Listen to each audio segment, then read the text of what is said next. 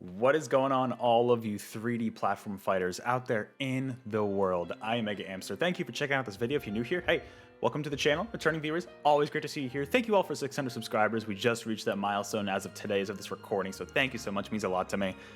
We are here.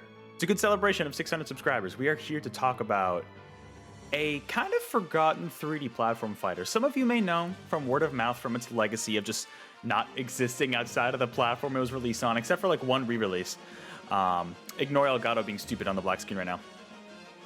But these are games that were made by Capcom, very notorious for lots of different fighting game franchises, some of which have not returned, have not seen the light of day since like original release on platforms they were released on. And this series only got two main games. It got a collection, a re-release on the PSP, I believe. I'm not aware of any other games, but anybody, if you know, let me know in the comments below. These two games that were on the SEGA Dreamcast, those of you who know, who have watched the streams here, I love the SEGA Dreamcast. This was my childhood console. It has its faults for sure. It's very loud, it's a little clunky. It was Sega's last home console, and it was home to some of these stylish games at the time. You know, we're talking Sonic Adventure 1 and 2, Jet Set Radio, it had a port of Crazy Taxi on here, Space Channel 5, Samba de Amigo, like so many different stylish games, and not even just from Sega themselves. We also got a lot of third parties that were along those lines, and some of those games were called Power Stone. Now this is, like I said, a 3D platform fighter created by Capcom. I guess 3D Arena Fighter might be more likely. I don't even know what the term there. It's a 3D fighter, right? It's not like Smash Brothers. It's not like Street Fighter, Mortal Kombat, any of those 2D fighters. It's also not really like Tekken. Tekken's its own thing, and Soul Calibur, right? This was such a unique idea, and honestly, kind of more of a party game than a fighting game, but that's what appealed to me about it. I grew up playing, ignore those stupid ads. We had Power Stone 1 and 2 growing up. And, you know, I was not good at it. My brother would always completely mop the floor with me. I was really bad at it as a kid. I was not good at fighting games, and if you've seen how good I am at fighting games now, just see how, just imagine how much worse I was when I was a kid, right? Did a lot of the arcade mode though, so I have a lot of fond memories of this, the music, the characters, and yeah, we're just gonna get right into it. That's enough reminiscing about it, but anyways, this copy specifically, like I mentioned, I had 1 and 2 as a kid. I think our original family Dreamcast, which I just showed you, stopped working. It doesn't read discs anymore. This copy, this is a Japanese copy, which my brother bought. He was like super drunk with his college friends back when he was in college. This is probably like at least 10 years ago, right? One of his roomies had a Dreamcast. He saw this on eBay, bought it, not knowing it was a Japanese copy. We have an American Dreamcast, therefore it would not work natively. However, as you can see here, got the Japanese discs, we got the manual in there, all nice and good. Oh, what's this? Oh, hello. What is this? What's this little thing hiding here? Oh, I wonder what, with some really bad handwriting, I wonder what that could be. So, for those of you who don't know, the Dreamcast was very easy to pirate games for. You could literally just like get the game files online, burn it onto a CD-ROM like this, and it would work on your Dreamcast, right? This is for a software called Codebreaker, which, kind of like some Game Genies, has cheat codes that you can use for certain games, like Power Stone games and a bunch of other Dreamcast games. It also allows certain games to be like unlocked in terms of the region code. So this, like, I tried like different Game Sharks and Game Genies for years to try to get this Japanese copy to work, and just nothing worked. However, once I found out about Codebreaker, set it up, burned it onto the CD, and then tried it, it worked. So I'm able to play a Japanese copy of Power Stone on my American Dreamcast. Now, it's been a few years since I've done it, so bear with me. I did not refresh myself in the process, but let's go ahead. We're gonna pop this guy in, and we're gonna try to get it to work.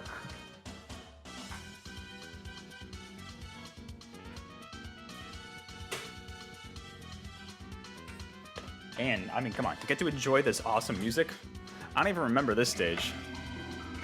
There you go. There's that classic Dreamcast title screen. I remember specific stages. It'll come back to me. Mainly the main like town stage. There was also the one with like the factory almost, or like that you would go into. All right, so we are gonna get into Codebreaker here. Is my controller's not working? Let me try to plug it back in. There we go. Speaking of which, we got the controller here with the VMU and the rumble pack and everything. You can see we got it going on. Of course, can't have the Dreamcast experience without it. All right. So I don't think it is working, actually. No, it's not. What the hell?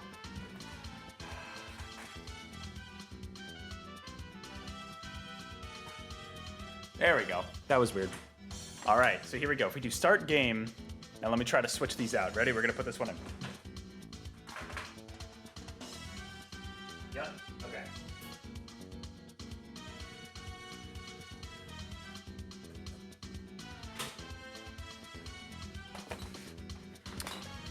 And now we see if this works.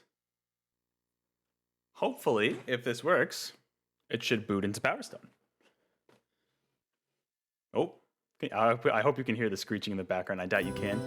Yes, sir. There it is. Oh, the old Capcom boot up. I still get nostalgic for that.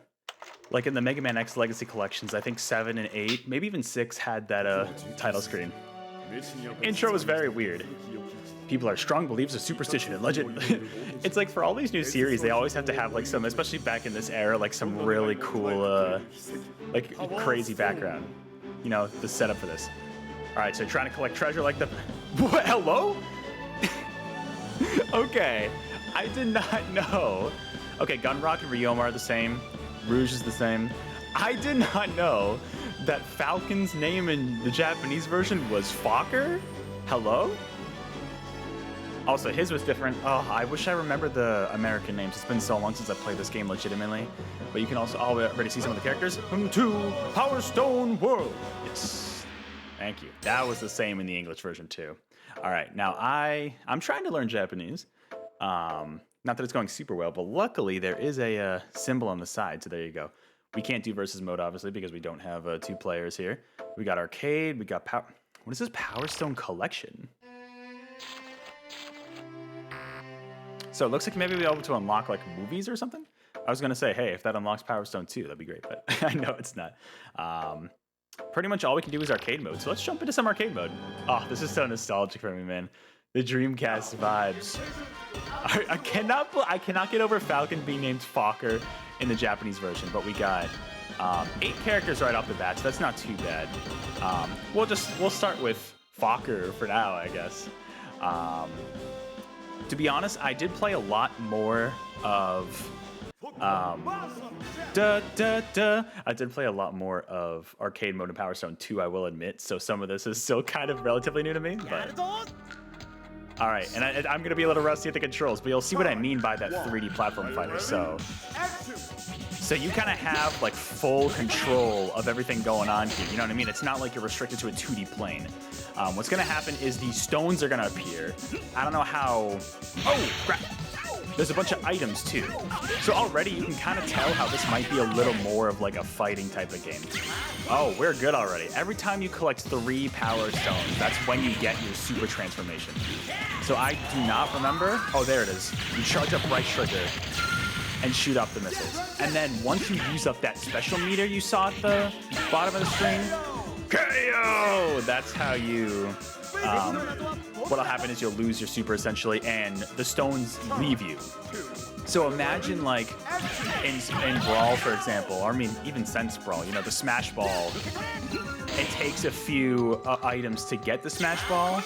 Oh my god, he's done. And then from there, oh yeah, the dash, let's go. A bunch of KO! It's so satisfying, man. Victory, we did it. But yeah, so like, once you collect a few items, you build up your super meter, and then once your meter runs out, you lose the items, which then the enemy can immediately recollect. So, Lundo is the stage I remember the most. Fucker. Okay. I'm gonna stop saying that because it sounds too close to what it sounds like. But this stage I remember the most. Oh yeah, we got Yellow Falcon. All right. Are you ready? Action! So we got just regular jumping, some drop kicks. You can climb on like different poles and stuff. You can see that what makes this game stand out, I mean, obviously besides its perspective, is just like how much you can interact with the environment. You know what I mean? There is so much you can do. Like you can grab guns. You know what I mean? You can literally just grab so much. Oh no, crap! That's not good. That's not good. Nope. Nope. Get over here. Okay. I need to make sure he does not get. All those powers. Oh, crap. Ah, that's not good. All right, come on. No. Come on. There we go. There we go. Give me those Power Stone, baby. I will say a lot of the game like comes down to, you know, what ends up happening is that, oh, crap. It honestly sometimes becomes like now you see like a mad chase. No. Good. Whew. For the Power Stones. That does tend to happen, which I think can kind of limit interaction sometimes, but being able to interact with the environment is such a cool aspect of this game. KO! It has more of that party game feel, almost in a way like Smash Brothers does, if that makes any sense, compared to other more traditional fighting games like Street Fighter, Tekken, Mortal Kombat, but it's just like, I think that makes it stand out so much. It's so unique. No, oh crap, that's not good. See, we're already screwed. Oh, the AI is not great here. Nope, nope, nope, damn it. Crap. Yeah, now I'm already screwed. All right, so Y seems to be the dropkick move. That's good. Let me see if I can stand a chance. Can I? Okay. We got a sword down. That's cool. B seems to be picking up items, dropping them.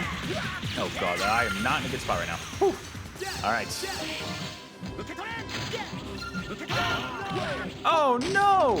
Oh, he's gonna get it again! Wow, I am screwing up this time. Can't win all of them. Can't win all of them. But it's just like, it's kind of fun. You can see where it could get maybe a little bit repetitive after a certain amount of time. But what's nice is that the second game would add a bunch of different characters. I know from what I've like seen and read online, a lot of fans prefer this game, the first one, to the second game. I just love doing that move. If you charge up the right trigger, you get like that special attack boost there. But like, I've heard a lot of fans tend to prefer the flamethrower. They tend to prefer the this game to the second game, but I don't know, like the levels were a lot more creative, I thought, in the second game. They were more dynamic, kind of like some of the stages in Smash Brothers end up being, you know, where they're constantly moving around, and it's definitely not for everybody, you know? It can be a little too chaotic sometimes, but I don't know, I found it pretty fun. Oh, we did it. Alright, I'll do maybe one more match. I don't want this video going on forever, but you're kind of getting the gist of it. But, you know, you have 8 different characters. I don't know if you can unlock more in this game. But the second game introduced a few more characters. Like I said, the different variety of stages. The arcade mode, they were like different boss fights I remember into. Oh, we got to fight Rouge for reasons. It's just, I don't know. It's just like a lot of Dreamcast games just ooze this kind of charm, you know? I don't know how to describe it. And I know Saturn was kind of the same way. And it's like, I think part of it's like that Sega influence, you know? It's just like, I mean, obviously Capcom made this game, not Sega, but like it just kind of like fits the perfect vibe of the Dreamcast. And I don't know, I wish they would re-release this game. Apparently, like I said earlier, they were re-released on the PSP on a collection, I guess. I've never played that version. I don't know if they're enhanced in any way. But it's also like compared to other fighting games, the controls are just very intuitive, you know? You can I think it's a double jump you can do. Let me double check. Yeah, you can do a double jump. You've got like grabbing and throwing items. You got a stomp, you know, like a drop kick dedicated button, which is really good. And then just like a generic punch. It works really well, I think. You know, and then obviously right trigger to pull off special moves when you have your super form. So it's like really cool. The main drawback I would say is it can be a little repetitive when you're literally just going for the Power Stones. If you want to challenge yourself, you could try to avoid them and see, but it's like that's kind of the main part of the game. So, but honestly, like I think in today's day and age, I mean, I would just love to see a collection. I know, shout out to Neto, a viewer of the channel, for, you know, we've been talking about like maybe one day Capcom will do a 3D fighting game collection and include Power Stone along with like rival schools, and I don't know what other 3D fighters they have, but I know those are like some of the 2 big ones. So like I legitimately feel like they will include it one day, but who knows when? You know what I mean? Wow, that did a lot of damage. Holy crap! Hey, no! Where you going, Bruce? Where you, what? Does she have invincibility or something? What's going on with her? Why's she glowing? Maybe it's just to indicate that she has 2 Power Stones. Because now... Oh yeah, you know what? Now I'm glowing. That's what it is. There you go. So, the gameplay could ever be a little limiting, but I don't know. It's just the charm. I love the vibes this game gives off, you know what I mean?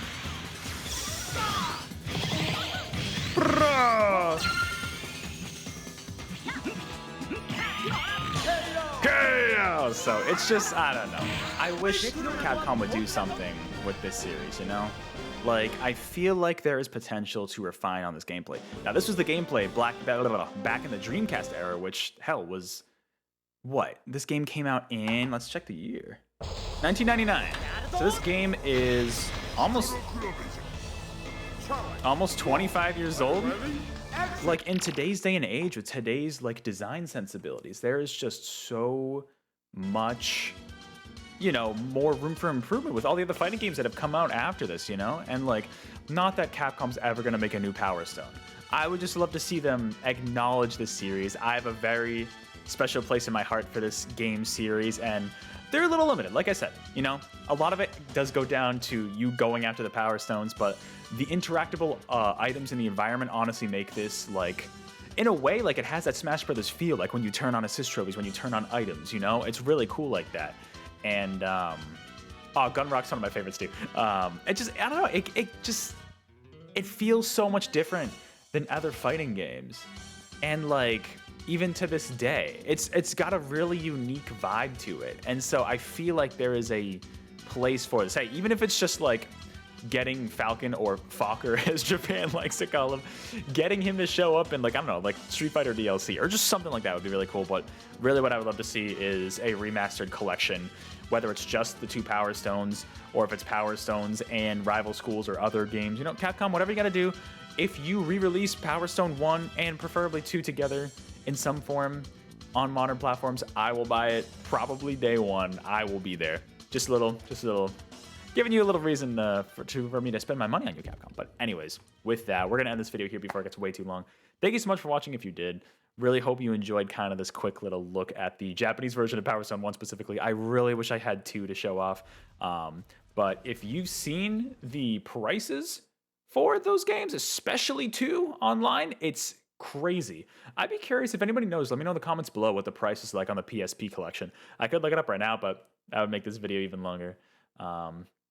I'd be super curious to honestly know what that would be like. So let me know in the comments below. Also, let me know if you've had any experience with Power Stone, you know, if you've enjoyed it. If you don't enjoy it, totally fair. A lot of this is nostalgia for me, but I recognize there is a cool foundation for a fighting game here. So with that, we're gonna leave it off here.